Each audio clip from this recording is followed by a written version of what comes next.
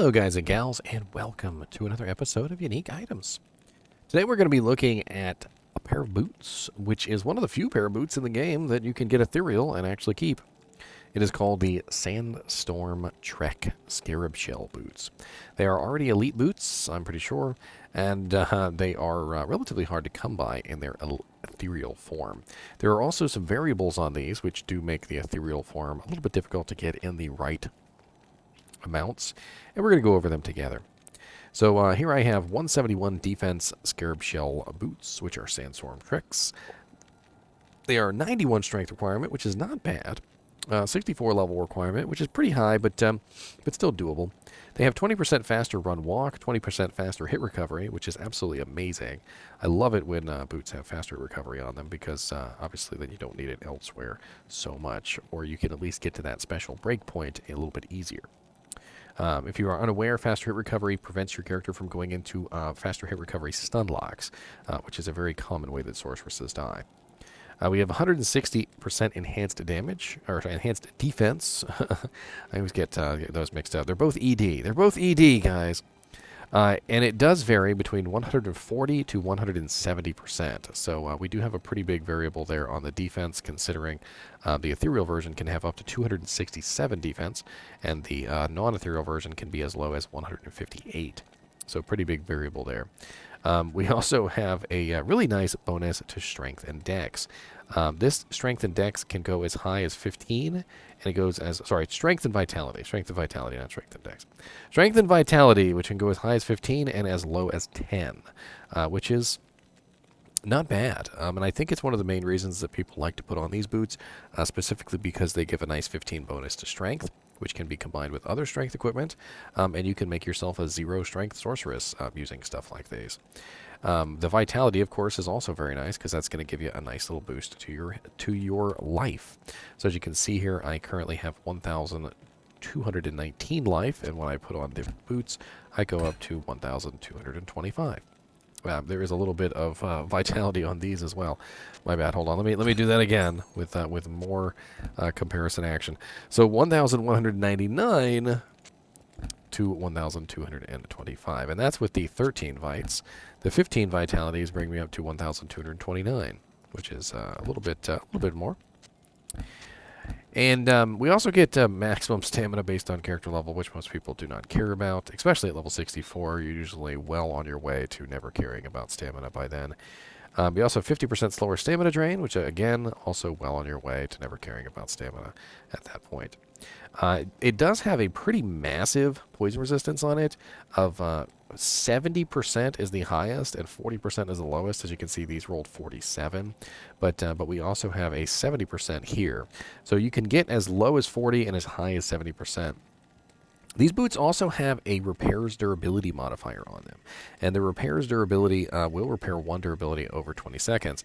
And the really cool thing about this is that if you find the ethereal version, they are superior to the non-eth versions because you can get a pretty massive defense bump from these. 267 defense on the ethereal perfect versions is pretty massive. And if you can find a 170% enhanced, 15 strength, 15 vitality with 70% poison resistance, ethereal Sandstorm Treks, you've got yourself a very special item that you really want to hold on to, or maybe trade away for something that you would like to have. Now, who can utilize these boots? Honestly, they're very generic boots that can be utilized on a large number of characters, but I feel like the plus 15 strength is really the standout thing here. If you're a character who needs a bonus to strength, these can definitely become very handy for you. Whether you need to put on armor, a helmet, a shield, maybe you're trying to get a little bit of extra strength so you can put on your Spirit Monarch shield at 156, or maybe you're trying to get enough strength to put on your armor. Whatever it may be, these boots can definitely help you out in that department. Now, I would probably be amiss if I did not mention their use in PvP.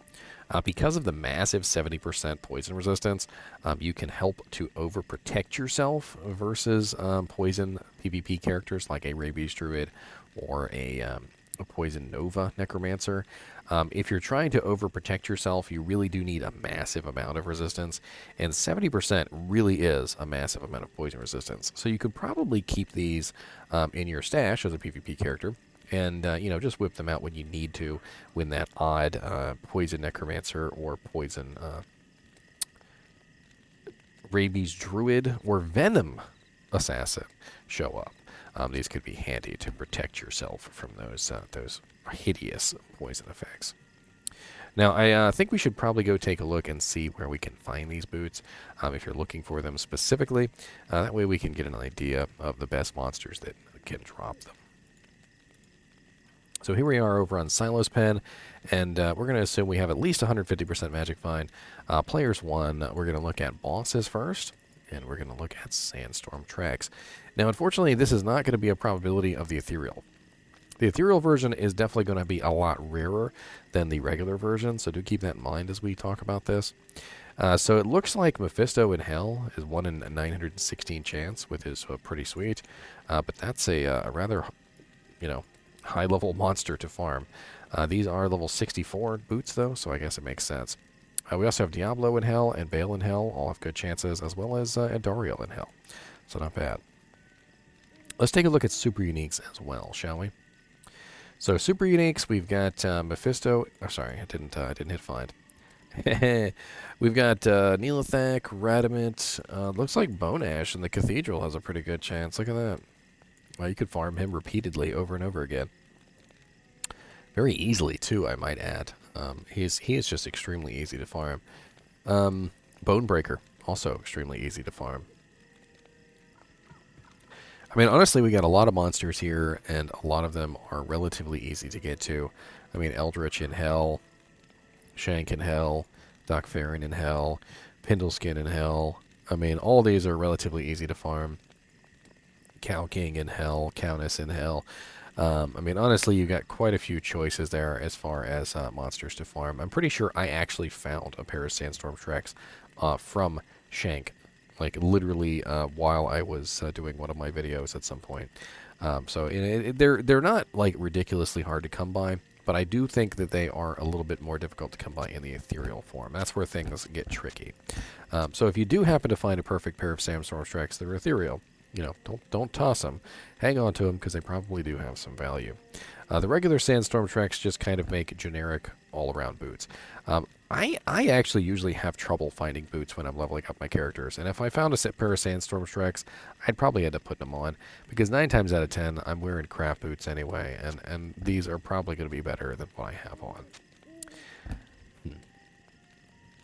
Anyway, as always, I do appreciate you guys and gals watching my videos, and keep watching.